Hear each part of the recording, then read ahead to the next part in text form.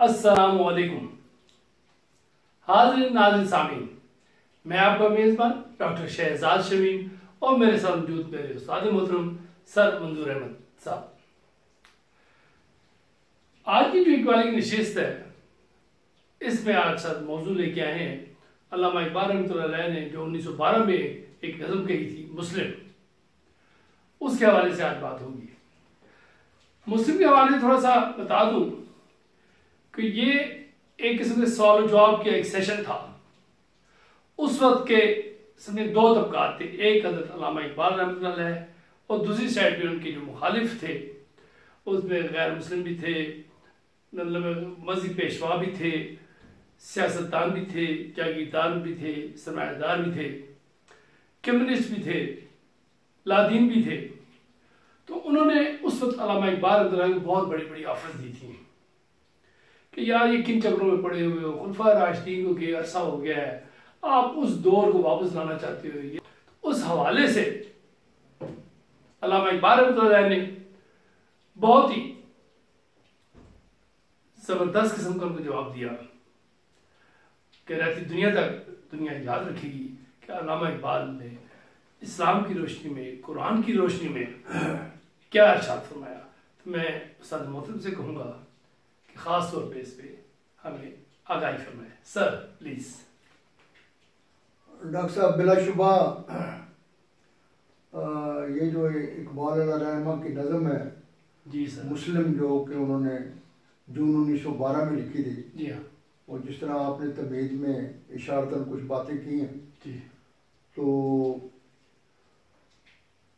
यानी इकबाल का कलाम पढ़ने से डॉक्टर साहब एक और भी बड़ा फ़ायदा है तालिब इल्मों को, बल्कि तमाम जो नकाद हैं उनके लिए कि तारीख से भी आगाही होती है। हाँ डॉक्टर साहब के ये देखे ना, शिकवा लिखा है उन्होंने 1911 में, जी हाँ, और शिकवा लिखने से पहले वो इंग्लिस्तान में वो मार्च 1907 में लिखते हैं। जी, यानी जो डॉक्टर साहब मैं बतौर एक तालिब इल्म बात करता हूँ कि इकबाल रहमा का कुरान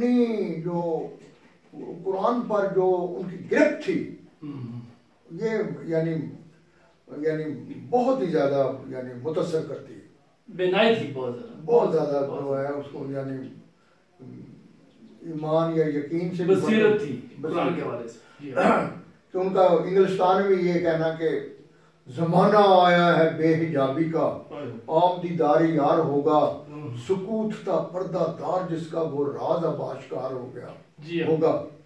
हाँ, गुजर गया अब वो दौर साकी के छुप के पीते थे पीने वाले, बनेगा सारा जहां मैं खाना, हर कोई बादा खार होगा। ये 1907 में कह रहे हैं, पुरानी तालीमात के बारे में कह रहे हैं कि ये वो ये आम हो जाएंगी। हाँ, मतलब कहता है कि वो, और ये देखो ये 23 साल खुतबा अल-अब्बास से पहले कह रहे हैं, बिल्कुल ठीक है।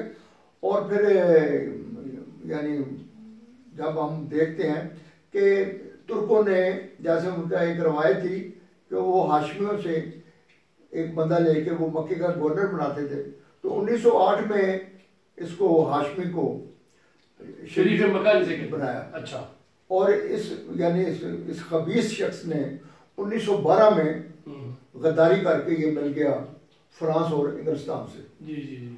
तो उसके नतीजे में फिर ये इंग्लिस्तान को और इनको जो है मौका मिल गया, तो उन्होंने फिर जो है ना, बल्कि यूनान ने तो 1911 में ये इंग्लिस्तान के इशारे पर जो है ना बहुत उन्होंने जो, और उसी हवाले से इकबाल की एक नज़म भी है फातिमा बिन्नत अब्दुल्ला, तो बड़ी कत्लो गारत की थी उन्होंने, बड़ी खिलाफत उस्मानिया को खत्म करने में शरीफ मक्का का बहुत बड़ा हाथ था, बहुत ज़्यादा। उसकी वजह से उनको यूरोपी ताकतों को और मौका मिल गया। बिल्कुल बिल्कुल। तो इसमें जो उस वक्त के जो मारूजी पूरा आलम इस्लाम, पूरा मशरक और पर्टिकुलर जो हिंदुस्तान के यहाँ के लोग जो थे वो अपना खिलाफत से जो बहुत ज़्यादा मानूस थे। तो लेकिन यानी ये बड़ी दिल को जो इकबालियात पढ़ के बड़ा होता है कि उस शख्स का ईमान गैर मुतज़लज़ल नहीं हुआ। और डॉक्टर साहब एक दो जगह पर वो बागी दरा में वो लिखते हैं कि बादा गराने अजम वो عربی میری شراب میرے ساغر سے جھجکتے ہیں بے یا شام ابھی. کہتا ہے کہ یعنی میرے دوست جو ہیں یا میرے جو جو شاعر اور ادیب اور جو ہیں سارے نقاد کہتے ہیں کہ وہ ساری دنیا کا لٹریچر پڑھتے ہیں. جب میں کہتا ہوں کہ یار میری طرف توجہ کرو تو کہتے ہیں نہیں نہیں اس میں تو قرآن کی جو ہے اس میں تو اسلام اور ریلیکٹڈ ہے یہ بادہ گرانے عجم وہ عربی میری شراب میرے ساغر سے جھجکتے ہیں بے یا شام ابھی. اور ایک جگہ وہ بانگ درام میں لکھتے ہیں کہ میرا ساز گرچہ ستم رسیدہ زخمہ ہائے عجم رہا وہ شہید ذوق وفا ہوں میں کہ نوا میری اجمیر ہے نوا میری عربی ہے. زخمہ ڈاکٹر صاحب کہتے ہیں کہ جب وہ گٹار کو فنکار بجاتا ہے نا تو اس کے وہ انگلی میں رنگ ہوتا ہے میٹیریل. تو کہتے ہیں کہ یہ جو 20ویں صدی میں ایک ساز ہوں اگرچہ یہ جو اس میں اجمیت کے حوالے سے میرے اس یعنی میرے ساز پر بڑی انہوں نے چوٹیں لگائی ہیں لیکن جو میرے ساز سے نغمے پھوٹتے تھے وہ قرآن کے. میرا ساز گرچہ زخمہ آئے میرا ساز گرچہ ستم رسیدہ زخمہ آئے عجم رہا وہ شہید ذوق وفا ہوں میں کہ وفا میری عربی ہے.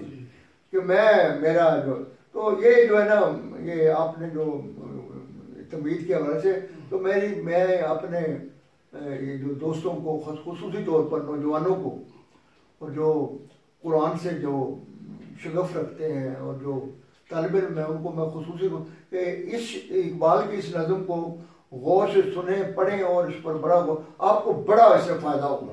بڑی بڑی آفرز دی گئی تھی اس طبقے کی طرف سے ان سب لوگوں کی طرف سے بہت بڑی بڑی دنیاوی عہدے اور پتہ نہیں کیا کیا آسائشیں اور کیا کیا باقی سہولیات دینے کی بات کی تھی انہوں نے. تو وہ ایک سائڈ پر جس طرح ڈاکٹر صاحب نے کہا ہے کہ یہ سارے یہ سیکولر لادین اور کانگریسی اور مجرامنا برطانیہ کے وہ جو ٹاؤٹ تھے وہ اور یہ سارے وہ کہتے تھے کہ بھئی یہ کبھی ہو ہی نہیں سکتا.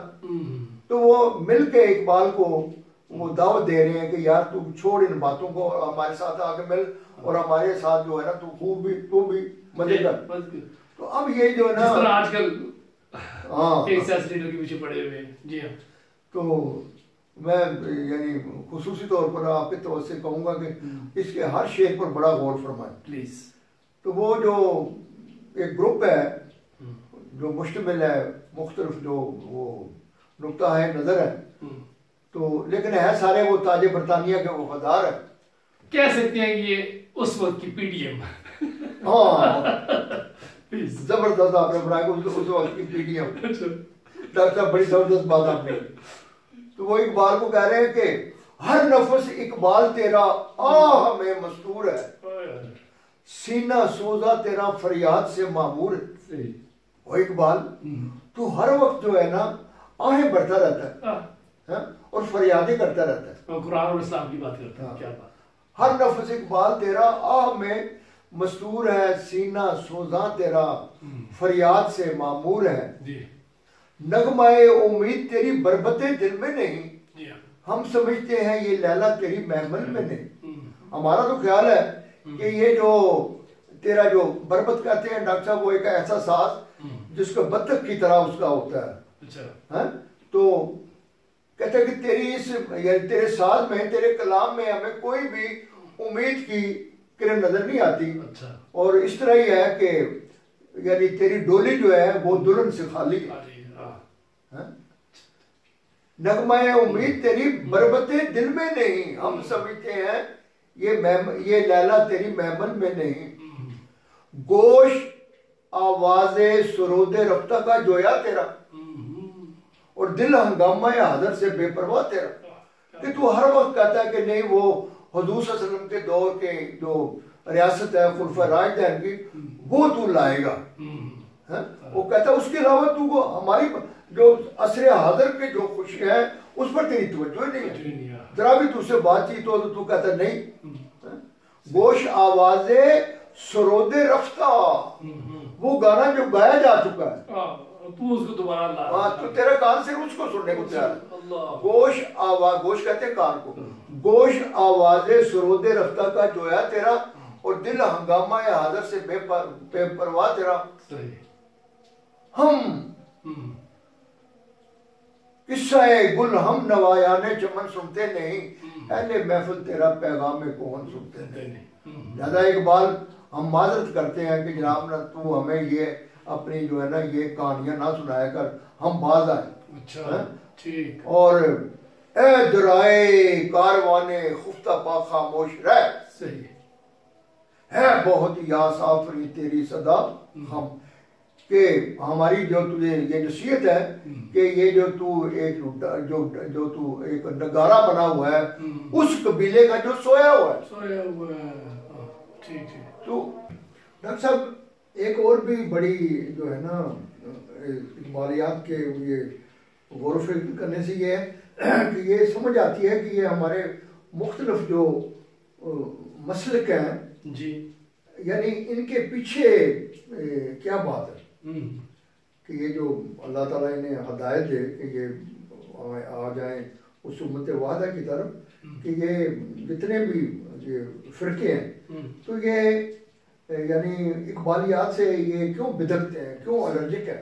کیونکہ اقبال جو ہے نا وہ بات کرتا ہے خلفائے راشدین کی، قرآن کی بات کرتا ہے، قرآن سے ہٹ کے بات نہیں کرتا. تو اب یہ جو ہے نا ان کو یہ کہتے ہیں اے درائے کاروان خفتہ پا خاموش رہ، ہے بہت یا سافری تیری فریاد. کہ اس میں کوئی شک نہیں کہ تیرا کلام جو ہے وہ درا ہے، وہ ایک نگارہ ہے، لیکن یہ اس قبیلے کے بارے میں تو کہہ رہا ہے جو کہ مدت تو اس ہو گیا ہوا ہے.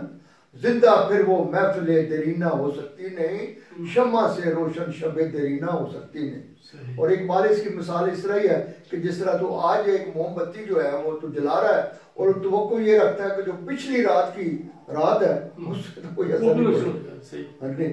تو یہ ان کے جو تھے دلائل تھے. اب علامہ یہ ساری باتیں، اور ڈاکٹر صاحب کسی حد تک آج بھی یہ صورتحال برقرار ہے. بالکل.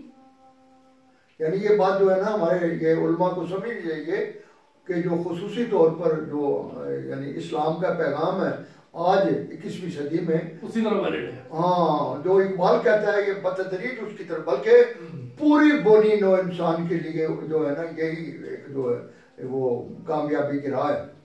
تو اب دیکھیں ڈاکٹر صاحب جو اقبال علیہ رحمہ کتنے کہ اب ان کو جواب دیتے ہیں کہ ہم نشی، اور میرے دوستو ہم نشی مسلم ہوں میں، توحید کا حامل ہوں میں، اس صداقت پر ازل سے شاہد عدل ہوں میں. اور تمہیں پتہ ہونا چاہیے کہ میں تو یعنی ازل سے اس توحید کے اوپر میں گواہی دیتا ہوں، اور تم مجھے یہ نصیحت لگا رہے ہو.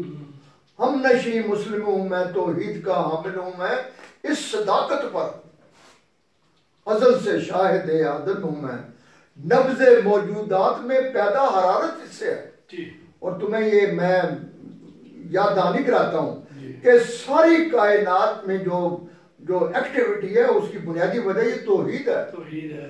نبض موجودات میں پیدا حرارت ہے، حرارت اس سے ہے، اور مسلم کے تخیل میں جسارت اس سے ہے. اور تم سارے اکٹھے ہو گئے ہو، لیکن اس کے باوجود بھی میں اگر جو ہے نا تمہارا مقابلہ کر رہا ہوں تو اس کے پیچھے جو ہے نا وہ توحید ہے. نبض موجودات میں پیدا حرارت اس سے ہے، اور مسلم کے تخیل میں جسارت اس سے ہے. حق نے عالم اس صداقت کے لیے پیدا کیا. اور تمہیں پتہ ہونا چاہیے کہ اللہ تعالیٰ نے توحید کے لیے دنیا بنائی. حق نے عالم اس صداقت کے لیے پیدا کیا اور مجھے اس کی حفاظت کے لیے پیدا کیا. کیا بات ہے. دہر میں غارت گرے باطل پرستی میں ہوا، حق تو یہ ہے حافظ ناموس ہستی میں ہوا. میری ہستی پیرہنے اریانے علم کی ہے. ہوئے بات سنو، تمہیں پتہ ہے کہ اگر میرا یہ پیغام توحید کا نہ ہو، یہ قرآن کا پیغام نہ ہو تو پوری بنی نو انسان جو ہے پوری کائنات برہنہ ہو جائے، ننگی ہو جائے. یہ توحید ہے جس نے میری ہستی جس کا میں سپوکس مین ہوں، میری ہستی پیرہن یعنی سر سے لے کے پاؤں تک، میری ہستی پیرہن اریانے عالم کی ہے، میرے مٹ جانے سے رسوائی بنی آدم کی ہے.